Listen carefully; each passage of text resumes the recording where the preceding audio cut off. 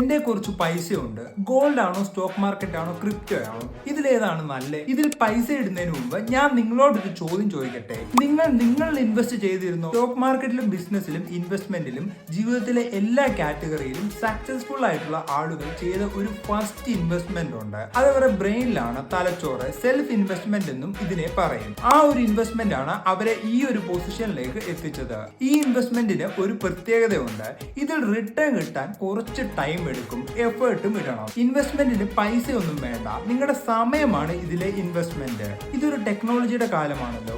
ഈ ഒരു ഇൻവെസ്റ്റ്മെന്റിൽ നിങ്ങളെ ഗൈഡ് ചെയ്യാൻ വേണ്ടി ഏകദേശം ഐൻസ്റ്റീൻ അത്രയും ബുദ്ധിയോ അതിനെക്കാട്ടിലും ബുദ്ധിയുള്ള കുറച്ച് ആപ്പുകൾ ഇൻസ്റ്റാഗ്രാമിന്റെ മണ്ടയ്ക്കും വാട്സപ്പിന്റെ താഴെയും ഒക്കെ കാണാം.